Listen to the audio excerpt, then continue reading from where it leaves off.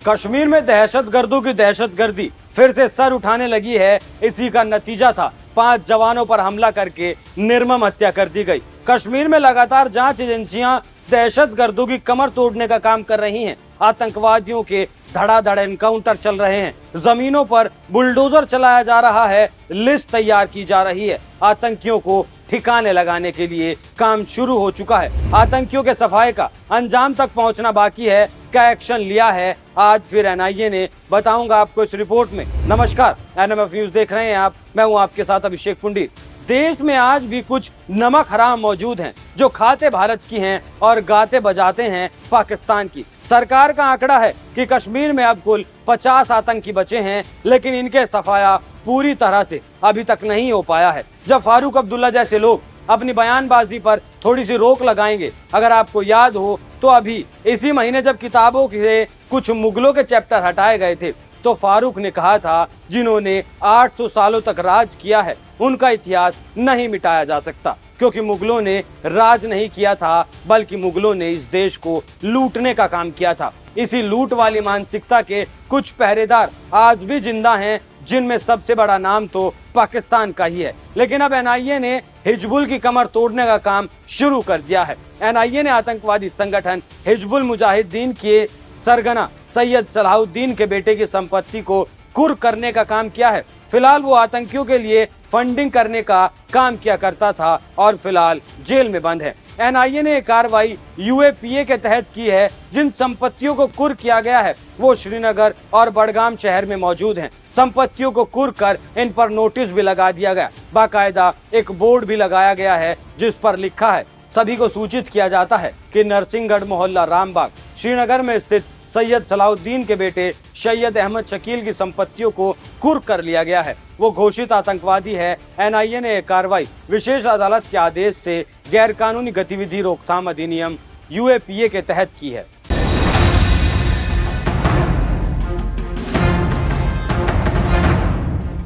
दिलचस्प बात क्या है वो पता है आपको? वो ये है कि दोनों आतंकवादी पहले सरकारी नौकरी किया करते थे और सरकारी नौकर होते हुए भी इन नमक हरामों ने देश के साथ गद्दारी शुरू कर दी। ये हवाला के जरिए आतंकवाद के लिए फंड जुटाने का काम किया करते थे। 2018 में इनकी इसी गद्दारी को पकड़ा गया। इसके बाद 2021 में जम्मू कश्मीर प्रशासन ने दोनों को नौकरी से बर्खास्त करके इनके सही ठिकाने पर पहुंचा दिया। इन दोनों के साथ साथ 9 और लोगों को गिरफ्तार किया गया था। Syed Ahmad Shakeel Sher Kashmir institute of medical sciences Soura में लैब टेक्नीशियन के रूप में काम करता था। वहीं सैयद यूसुफ जम्मू कश्मीर के कृषि विभाग में काम किया करता था। नौकरी से बर्खास्त करने के बाद अब संपत्ति कुर्क करने को हिजबुल मुजाहिदीन और आतंकवाद पर बड़ी चोट के रूप में देखा जा रहा है। आपको बता दूं कि सैयद सलाहुद्दीन को पाकिस्तान ने पनाह दी है। अपने आका के घर जाकर ये कई बार भारत के खिलाफ जहर भी उगल चुका है। जब इसी साल पाकिस्तान का हिजबुल का लॉन्चिंग कमांडर बशीर अहमद मारा गया था तो ये नमक हराम वहां जनाजे में भी खुलेआम दिखाई दिया था। अब पहले आप इसके बारे में थोड़ा जान लीजिए, उसके बाद आपको बताऊंगा कि अब कश्मीर में इन आतंकियों का हाल क्या है। कौन है सलाहुद्दीन? सैयद सलाहुद्दीन का असली नाम सैयद मोहम्मद यूसुफ शाह है। वो आतंकी संगठन हिजबुल मुजाहिदीन का मुखिया है जो कश्मीर में आतंकी वारदातों को अंजाम देता है और सीमा पार से आतंकी भेजता है। हिजबुल से पहले वो एंटी इंडिया आतंकी समूह जिहाद काउंसिल का अध्यक्ष भी रह चुका है। 2017 में सलाहुद्दीन को अमेरिका के विदेश मंत्रालय ने विशेष नामित वैश्विक आतंकवादी घोषित किया था। ऐसा नहीं है कि ये पहली कार्रवाई है। इससे पहले मार्च के महीने में मुश्ताक अहमद जरगर की भी संपत्ति जब्त की गई थी। आपको बता दूं कि कांधार का जो प्लेन हाईजैक हुआ था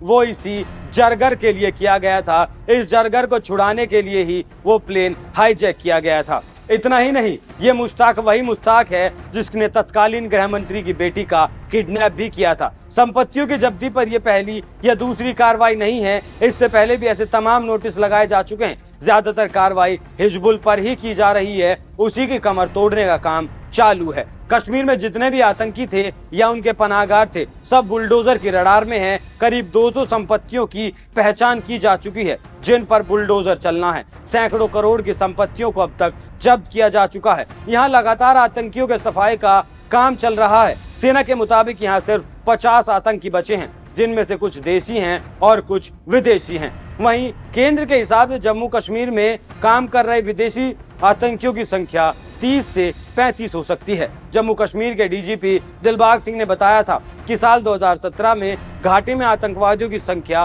करीब 350 थी, जो घटकर अब दहाई के आंकड़े में पहुंच चुकी है। इसके लिए उन्होंने सुरक्षा बलों की सतर्कता को जिम्मेदार ठहराया। दिलबाग सिंह ने कहा, हमने चारों तरफ से आतंकी इकोसिस्टम को घेर लिया है, चाहे वो पथराव हो या अलगाववादी हो, फाइनेंसरों पर कार्रवाई हो या सीमा पार से ड्रोन के जरिए आने वाले हथियारों को जब्त करना हो। पुलिस और सुरक्षा बलों ने काफी हद तक आतंकवाद पर काबू पाने में कामयाबी हासिल की है। इन लोगों का जो प्लान है कि ये फिर से कश्मीर को 90 के दौर में ले जा सकते हैं, उस दौर को तो भूल ही जाएं तो बेहतर रहेगा, जब लाखों पंडितों को खदेड़ दिया गया था, हजारों को मौत के घाट उतार दिया गया था। आज आतंकवादी आतंक का रास्ता छोड़ दें, नहीं तो वो सेना काम कर रही है। वैसे आप इस खबर पर क्या राय रखते हैं, हमें कमेंट करके जरूर बताएं। नमस्कार।